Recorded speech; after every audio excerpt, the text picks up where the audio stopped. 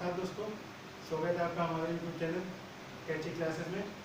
आज मैं आपको मिनीरत्न, नवरत्न और महारत्न कंपनियों के बारे में बताऊंगा, जो कि यूपी पीसीएस या आईएएस एग्जाम के लिए बहुत महत्वपूर्ण है।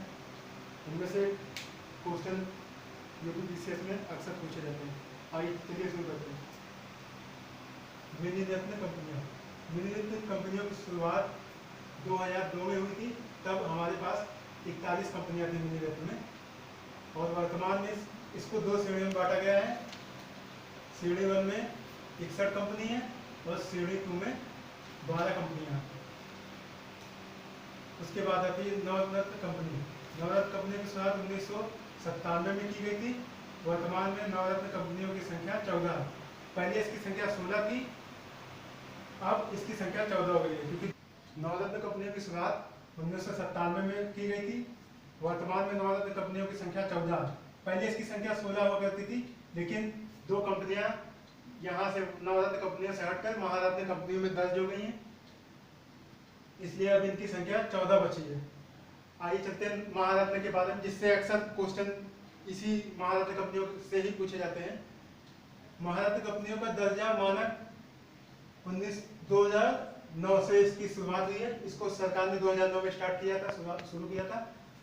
महारत्न कंपनियों में दर्ज होने के लिए क्या क्या मानक है, चलिए जानते हैं। नवरत्न का दर्जा प्राप्त होना चाहिए कंपनी को, मतलब महारत्न कंपनी में किसी भी कंपनी को शामिल अगर होना है तो उसे नवरत्न कंपनी का दर्जा प्राप्त करना होगा।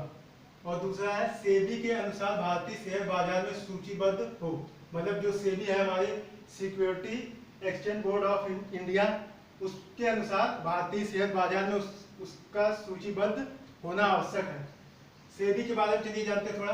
सेबी की स्थापना 1988 में हुई थी, और ये 1992 से इसने कार्य करना स्टार्ट किया है सेबी ने। मतलब सेबी के अनुसार भारतीय शेयर बाजार में उस कंपनी को सूचीबद्ध होना चाहिए, तभी वो महारत्न कंपनी का दर्जा प्राप्त कर सकेगी। तीसरा है वैश्विक स्तर पर महत्वपूर्ण उपस्थिति, मतलब उसकी वैश्विक क्षेत्र में इकाइयां होनी चाहिए, जैसे अमेरिका, जापान आदि देशों में उसकी महत्वपूर्ण उपस्थिति आवश्यक है। चौथी बातें जानते हैं। पिछले 3 वर्षों में औसत वार्षिक कारोबार 25,000 करोड़ रुपए रहा हो, मतलब पिछले 3 वर्षों में उसका कारोबार 25,000 करोड़ रुपए रहा हो तो वो महारत्न कंपनी का दर्जा हासिल कर सकती है। पांचवा, पिछले 3 वर्षों में औसत वार्षिक संपत्ति 15,000 करोड़ रुपए रही हो, मतलब उसकी पिछले 3 वर्षों में औसत वार्षिक संपत्ति 15,000 करोड़ रुपए होनी चाहिए, तभी वो महारत्न कंपनी का दर्जा प्राप्त करेगी। और पिछले 3 वर्षों में औसत आर्थिक लाभ कितना होना चाहिए? 5,000 करोड़ रुपए से अधिक होना चाहिए। और ये जो उसका आर्थिक लाभ है तब होना चाहिए जब वो कंपनी कर अदा कर चुकी हो, मतलब कर अदा करने के बाद उसका औसत आर्थिक लाभ 5,000 करोड़ रुपए से अधिक हो, तो वो महारत्न कंपनी का दर्जा प्राप्त कर सकेगी। महारत्न कंपनियों की संख्या टोटल 10 है, जिसमें वेल, पहली है वेल, भारत हैवी इलेक्ट्रॉनिक्स लिमिटेड।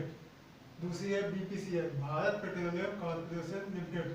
और तीसरी है सीआईएल, कोल इंडिया लिमिटेड। चौथी है gas authority India limited, GAIL. पांचवी है आईओएल, इंडियन ऑयल कॉर्पोरेशन। छठवीं है HPCL, Hindustan petroleum corporation limited. सातवीं है NTPC, national thermo power corporation. आठवीं है SAIL steel authority India limited.